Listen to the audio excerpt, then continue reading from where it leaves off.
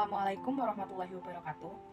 Sebelumnya, izin memperkenalkan diri, saya Maya Anggraini, NPM 22755142. Di sini saya akan mempresentasikan tugas video dari mata kuliah Akuntansi Keuangan Menengah yang diampu oleh dosen saya yaitu Pak Rusmianto.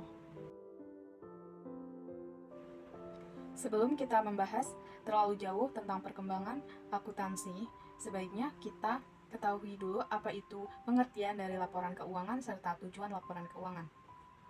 Sebelum membahas pengertian dan tujuan laporan keuangan, kita ke materi pada perubahan PSAK 1. Pada tahun 2012, EEF 2012, komponen LK, pos luar biasa, NCI, OCI. Lalu pada tahun 2015, EEF 2015, nama LK, komponen OCI, komparasi tambahan.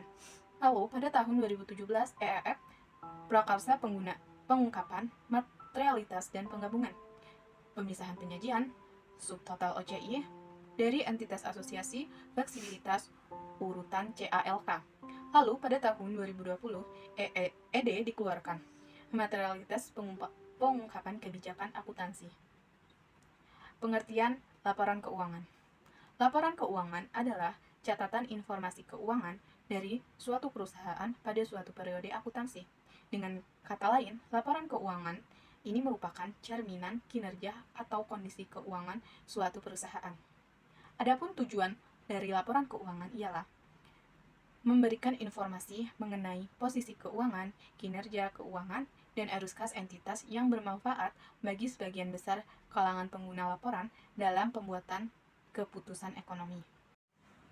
Masuk ke karakteristik umum laporan keuangan. Penyajian secara wajar dan kepatuhan terhadap PSAK, yaitu menyebutkan secara eksplisit kepatuhan terhadap SAK. Kepatuhan terhadap PSAK memberikan pemahaman yang salah atau kondisi yang jarang terjadi. Kelangsungan usaha.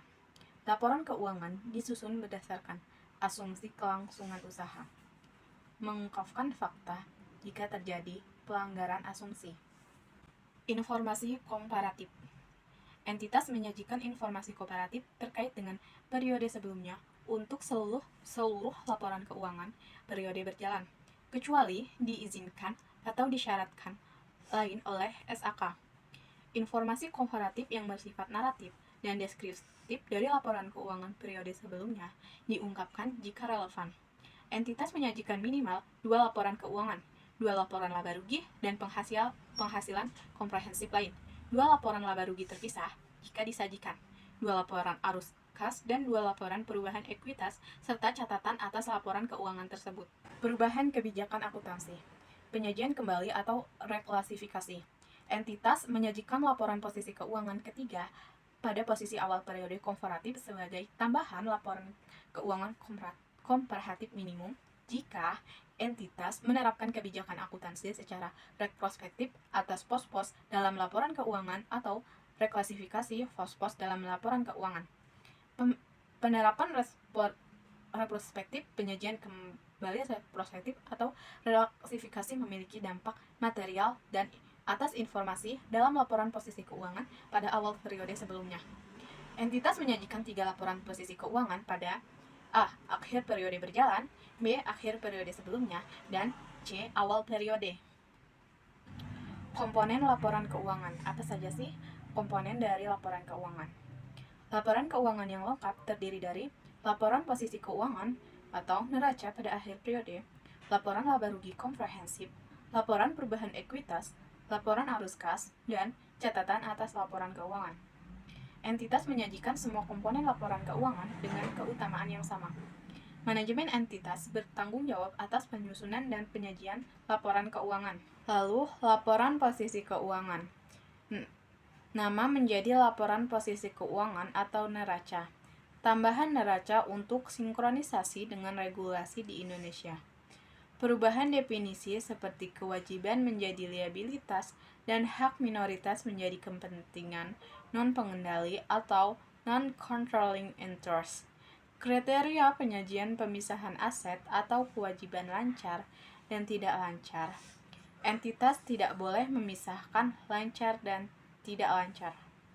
Urutan penyajian laporan keuangan menurut PSAK 1 berbeda dengan IAE 1, aset atau aset tidak lancar di atas. Laporan laba rugi komprehensif. Laporan laba rugi komprehensif memasukkan unsur laba komprehensif. Laba dialokasikan untuk pemegang saham minoritas dan mayoritas. Ketentuan minimum item dalam laporan laba rugi. Penyajian pos luar biasa atau extraordinary item tidak diperkenankan lagi. Minimum line item adalah pendapatan, biaya keuangan, beban pajak, pendapatan komprehensif, dan lain-lain. Lalu, laporan perubahan ekuitas menunjukkan total laba rugi komprehensif selama suatu periode yang mendistribusikan kepada pemilik entitas, induk, dan pihak non-pengendali. Untuk tiap komponen ekuitas, pengaruh penerapan retrospektif, rekonsiliasi antara saldo awal dan akhir periode yang timbul dari laba, pos pendapatan komprehensif, dan transaksi dengan pemilik.